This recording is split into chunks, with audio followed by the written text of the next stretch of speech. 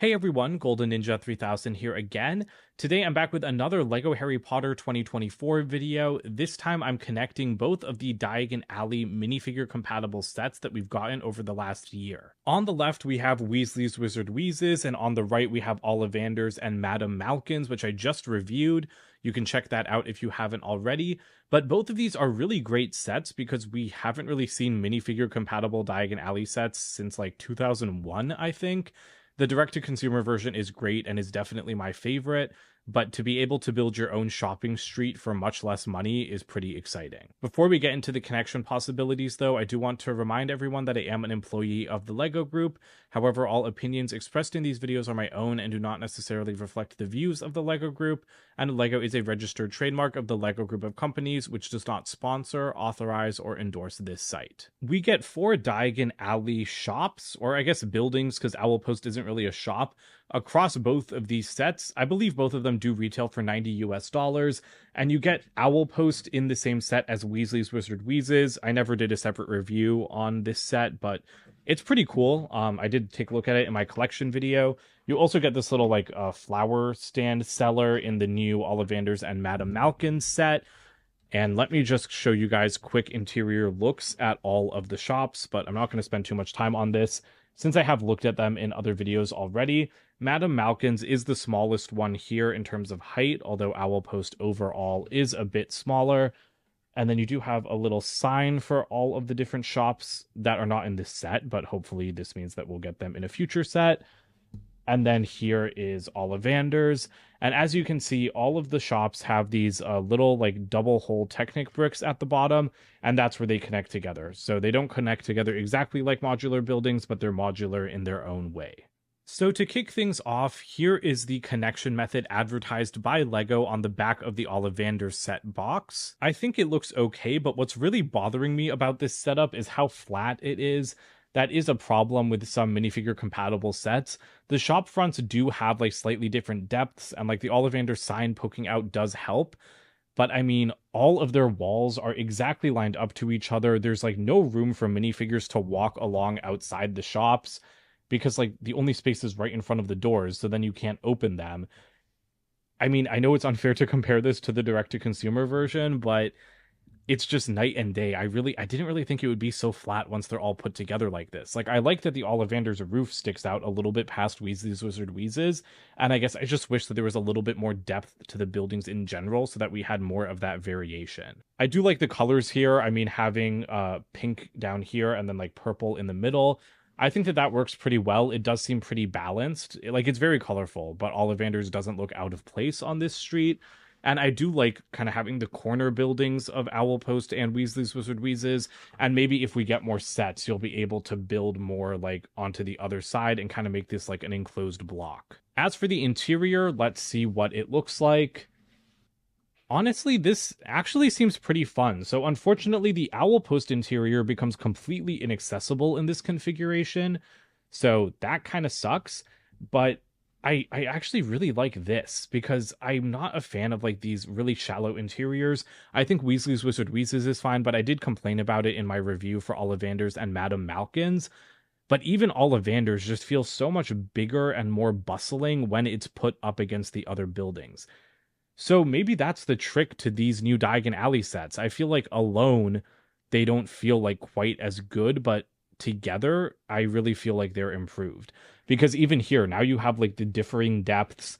Madame Malkin's feels less empty when it's like sandwiched between 2 other buildings, but I feel like Ollivander's really shines once you're not spreading out like these side wings with all of the wands. Sorry, let me move the camera down a little bit. Once you're not spreading out these parts, I feel like Ollivander's feels much more substantial. And so I actually really like it in between these other buildings. Weasley's Wizard Wheezes does become a little bit hard to get into because like the corner's kind of blocked off by Ollivanders, but for the most part it's still super accessible. I guess it would just depend what goes on the other side of it. The last layout was not very accurate to the actual design of Diagon Alley in the movies. Although then again, neither is this. Ollivanders should be higher up the street, and I believe Madame Malkin's and Weasley's Wizard Wheezes are like across the street. So here I just tried to distance Weasley's Wizard Wheezes and Ollivanders some more because they are not next to each other in the movie. So I thought, hey, let's just try to get them out of the way. And I put Owl Post on this end to try to open up its interior a bit more. I don't know how I feel about this from the exterior. I kind of liked the other side of Weasley's Wizard Wheezes more. So I'm probably going to do like one more combination where I switch them back. Because I also think the two purple buildings being next to each other is just like a little bit much. Like I like having the color a bit more spread out. And then also the signs are kind of too close together in this version. Like Owl Post and Ollivanders look too similar. And then Madame Malkin's is almost hitting this sign from Weasley's Wizard Wheezes. But turning it around, this interior still feels pretty good to me. You know, I don't think it's like very different from the last interior design we looked at. But of course, Owl Post is now accessible, and that's much, much better. So I like, I don't know, I like this layout because then you get access to the Owl Post interior. But I did like having Ollivanders, or sorry, not Ollivanders, having Weezes Wizard Wheezes and Owl Post on opposite sides. Because also Madame Malkin's, given that it has no roof, it now looks really weird put between two tall buildings. So I feel like it's better when Weasley's Wizard Wheezes has some more building to butt up against, because it makes it feel too open, I guess. I guess there's also this combination, but this just feels a little bit awkward to me, like given the heights of the buildings. Like it kind of looks like a staircase given the different heights. And so I do think I need to swap the corner buildings back to their original positions. This configuration doesn't really work for me either, to be honest. It feels even flatter than the first one. And again, Madame Malkin's in between the two taller buildings, in terms of like, you know, actual brick height. It doesn't look right. I do not like Madame Malkin's in between the Ollivanders and Weasley's Wizard Wheezes sandwich. Spinning this around to the back, I don't think I'm going to like this interior very much either. Yeah, it feels worse than the interior that we looked at with the first combination. And again, you completely lose that lovely Owl Post interior, and that really sucks because I wish I could see that all the time, you know? And then because you do have two corner buildings in this set, you can make this even more block-like. So here I have Owl Post, Ollivanders, and Weasley's Wizard Wheezes.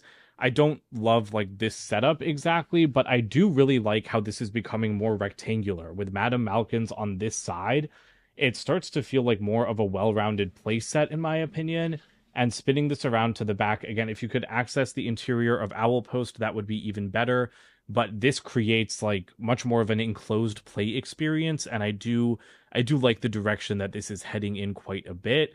I really hope we get more Diagon Alley sets next year so that I can have like a lot of fun trying to put a bunch of different combinations together. And then if we want to get even more closed, we can do this. I put Madame Malkin's next to Owl Post, just because I didn't want the purples clashing again. This feels a little bit too enclosed to me, though. It's just, yeah, I don't know. I want something like a little bit longer. This feels like, I guess, a little bit too square. I want something more rectangular. So I'm really wanting like another building. Like, I want something else to be able to like kind of fill up this space a little bit more. And let me not separate the sets. But yeah, like this interior is too tight to play in, so it's not really as fun. I don't think I'm going to do any more combinations. I'm probably just going to go back to the official LEGO recommended combination because I really think that I need another Diagon Alley set to really like let loose with like these different display options. So that's it for my little Diagon Alley experiment. This was fun, but I still think I need a little bit more from this line of sets before I can judge how I really feel about it. I mean, it's nice to get regular minifigure compatible Diagon Alley sets, but putting them together like this, it really just feels like a pale imitation of the direct-to-consumer sets, which are so fantastic. And yes, they're very, very expensive because they're both like $450, right? Or maybe Gringotts is $430. These two sets together are $180. But at that point, you're already almost halfway to the cost of one of the big sets. And I think you get a lot more bang for your buck with either one of the big Diagon Alley sets. So this is cool for kids who, yeah, will get like one of these a year and then have their own Diagon Alley like after maybe 3 or 4 years have passed if we keep getting them. But for kids that are maybe tempted to buy these once all of the sets are out, If they have the budget, of course, then I think they should just save up or, like ask their parents to only buy them like the big Diagon Alley set instead of getting a bunch of different like little Diagon Alley sets. I just think these could be executed a little bit better. Like to me, the Hogsmeade set in what was it, 2021, that did play scale buildings at this scale, like pretty much this exact same size, way better than these in my opinion. The Hogsmeade ones were like pretty detailed, plenty of room for play. I really thought that they were like the perfect playset level, like little Harry Potter village. And these Diagon Alley sets to me just feel like a step below that Hogsmeade one. Let me know which Diagon Alley combination was your favorite in the comments below. Don't forget to like and subscribe, and check out my website, goldenninja3000.com, and I'll see you guys with more videos soon.